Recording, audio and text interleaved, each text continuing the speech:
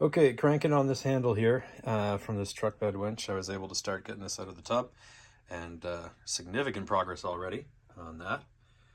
So that's great. Now I got to get it out, and the flash rust that happens on this is pretty fast, so I've got to get it out and then start soaking in oil pretty quickly.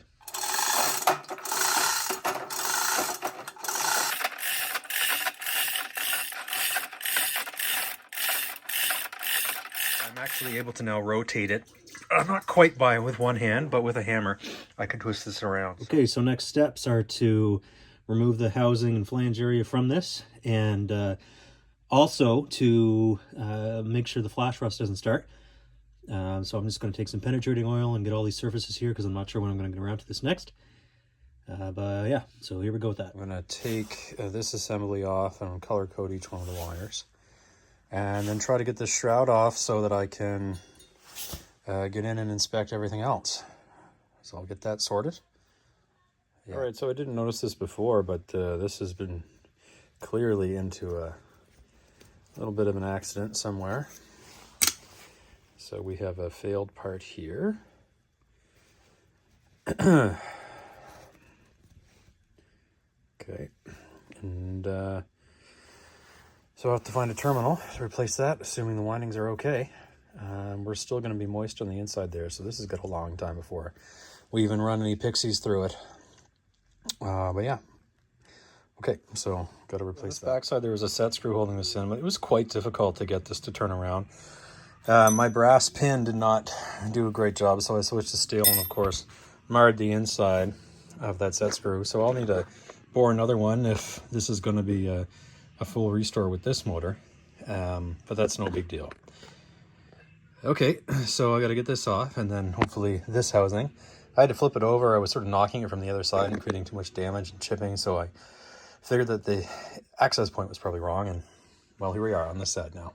So this is coming off, and then I'll try to remove that part. Okay, here's the back side of it, and got that off. Yeah, so got some ooze there. That's just the WD. I don't have any penetrating oil close by. I used a bunch of it up. So this bell end has to come off now. I'm pretty sure about that. Not like pretty sure about how to get the spindle out, but turns out my first guess on the spindle was right anyway. So, okay, so this shaft material here is quite soft. I probably should be using my brass hammer for it, but rolled over that tip trying to knock it on both ends just to get it started and get it loosened. So I switched to coming over here with a pin punch and just tapping this around so it starts to freely move. That should almost make it back out on its own. So I'm going to continue going that way. I'll put that on the lathe, screw it up. Again, all of this is assuming this can even be restored. So if there's bad continuity, there's bad continuity. We'll see how much it costs to rewind, and I'll have to weld some of that rotor up and spin it back and all that sort of stuff. But that's okay. We can do that. Taking the brass hammer and bashing on the rotor end, pop this off. Hooey! We'll take a little look-see in there. This mushroomed over because it's been drilled so much. Not sure what I'm going to do about that. Might be able to make a collar or something, like turn it down and a sleeve. Cross that bridge when we get to it. Make sure it's the right length. Now it's time to let this dry out. Oh, I think we found our problem. No sense in being overly genteel now.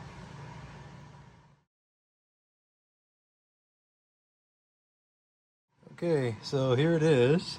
Rotor's popped out.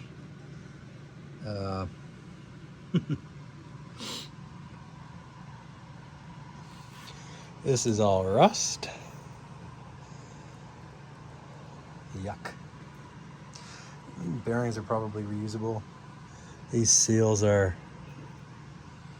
more like walruses, really. Okay. I think it's got a... I don't think there's much point in even trying here, honestly.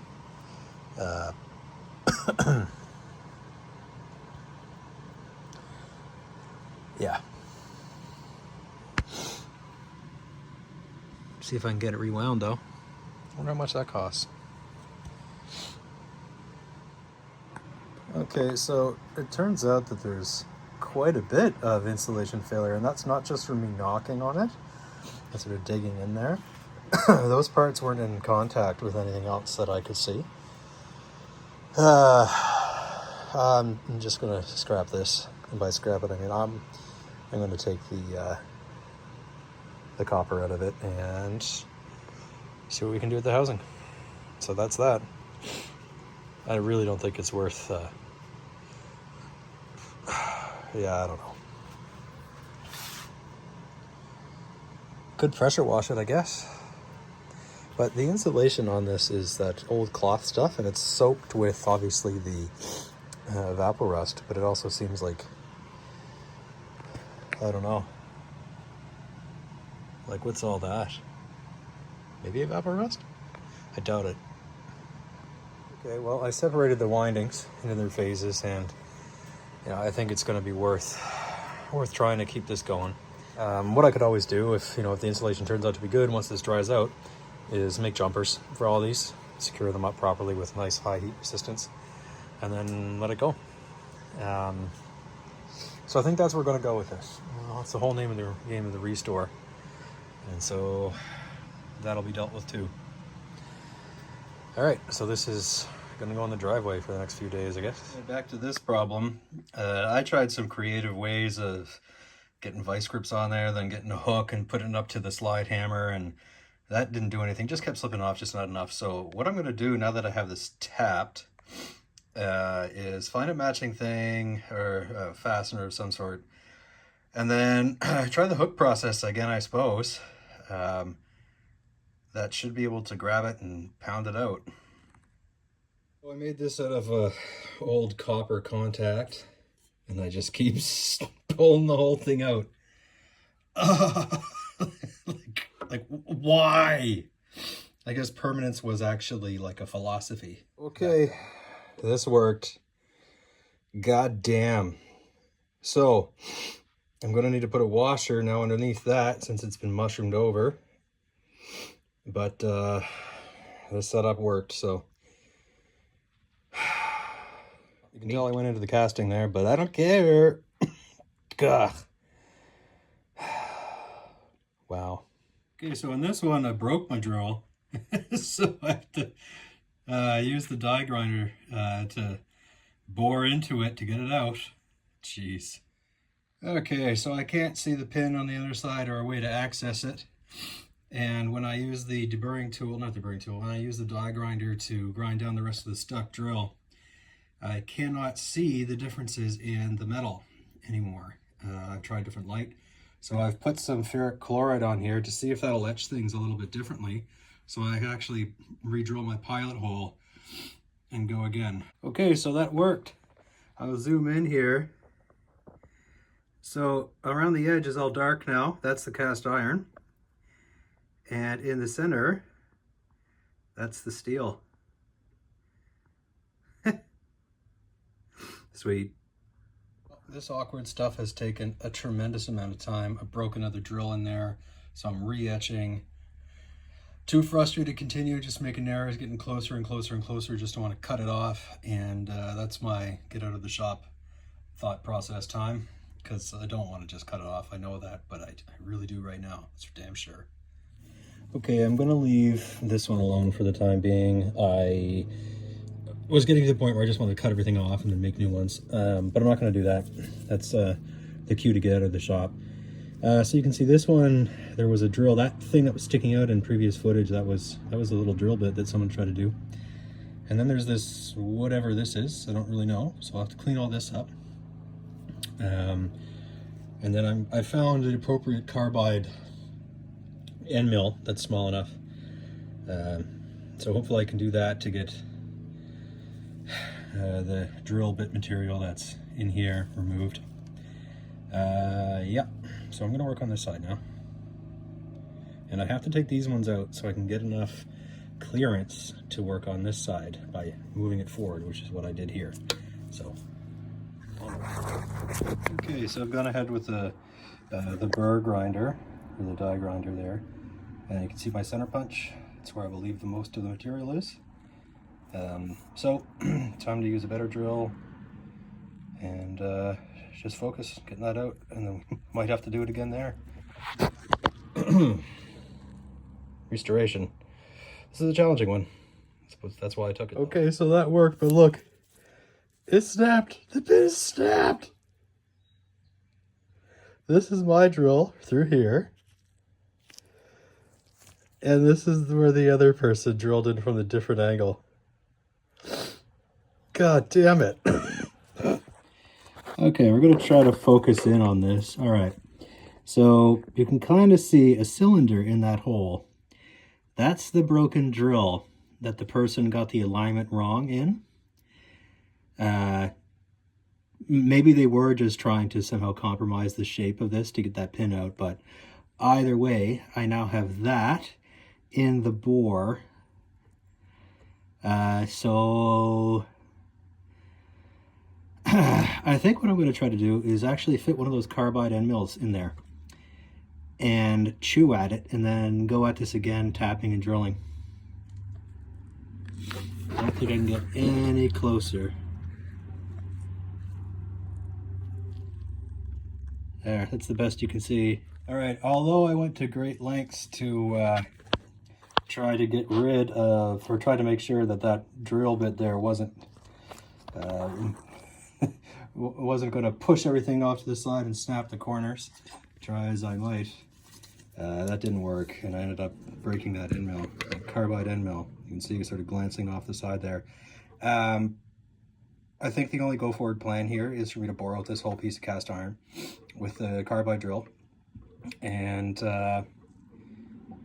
well, I'll weld it back up together and find some sort of tap or something, or not a tap, but a taper drill, and do this, because there's just too much here. This is I'm just going to go through tool after tool here, I think. So I don't really want to do it, but here we go. Okay, so that's after the die grinder, so you can see where that other drill is. It's quite a bit of chatter now with those two different materials.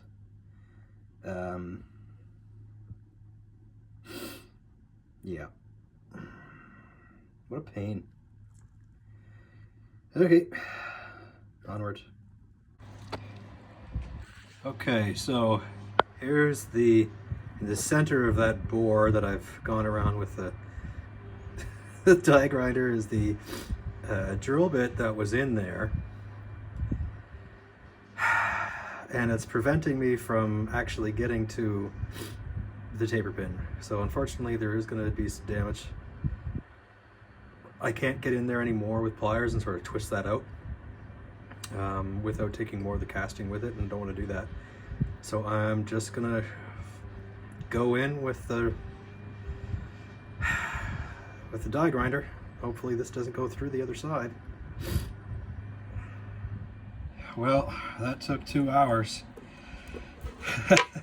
But I have freedom now. The rest of that drill is still in there. And I'll have to weld this back up and machine it. That's okay. The whole point of this is to get everything done and do a meticulous restore, and it's the name of the game. Done for today. Okay, so I have decided then rather than fight this more and more and more, I am going to just bore them out, all of them, the remaining ones, and then I will fix them with either brazing, or I will go through the process with the special welding rod for cast iron. Can't have this holding us up any longer. I like to keep a little pace when I'm doing these things, and honestly this is just too frustrating for what it's worth. So I will deal with that afterwards. I don't know if that's a mistake now, whether it's time spent now or time spent later. Either way, it's time spent, so I'm just going to bore them out. Okay, so check this out. This is etchant that is left unattended. So ferric chloride. And yeah, maybe now I'll see the path. Okay, using the ferric chloride to help identify where the pin was, again, helped a lot. I was able to recenter my drill. and then get it out. So that's the back one of this side, and I'll have to repeat the process over here. They're off. Amazing. And I get to see how much damage was done to the end of the shaft. Okay, so I seem to have slightly messed up. Actually, that wasn't me. I'm not taking that one. That was probably me. That was almost certainly me right there. All right. Well, nothing wrong with weldy, fixy. Plus, like, I'll just mill a location of where that cam needs to go.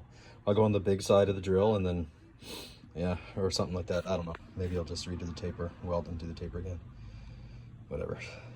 A problem for another day. Finally got it friggin' out. God damn. Okay, so this one I had to go up a size to 5 mil, and now you can see it emerging there from the depths.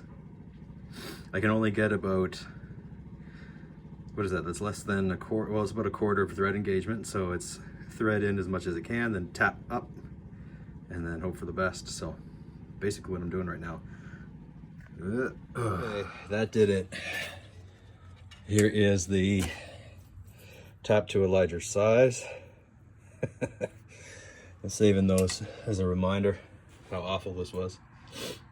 All right. Yeah, an X. Interesting. Anyway, they're both out now.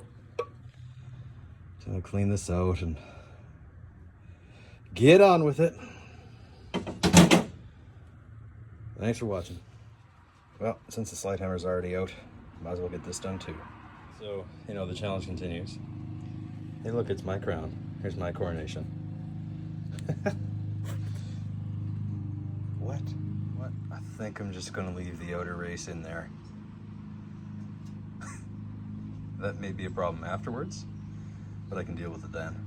I think I'm just gonna leave that there so I can get going. Okay, so I noticed these two bore holes here, and they're on, see those, both the bearing holes. So if you have one of these, your casting may not accept that slide hammer pull-up. So perhaps I'm not paying attention to the other parts of the stuff that I've already hauled out of here, but this may be to drive a pin in and then to knock the whole bearing out that way. But that didn't happen to me. So yeah, I'm just gonna leave that there. I'm definitely just gonna leave that there, and then I'm gonna try to figure out what to do. If I can't get it to accept the inner race and the ball bearings again, because they came out pretty easily, to be honest. Yeah, I'm not sure. But what I will do is once I have it together, I will cool, probably for like a good while, cool the assembly there in the freezer, and then even more with tipping one of those air duster things upside down, get it really cold, and then warm up the inside, and probably just put it in like that.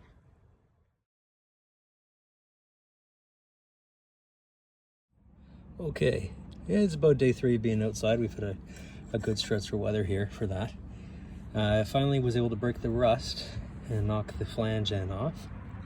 I hope that all the black that I'm seeing there was just from the evaporust and not having it, you know, totally burnt. Getting one of these rewound is a lot of money. It's like $1,000 or something. Don't have that money to spend. So I'm going to keep letting it dry, and hopefully we will get somewhere.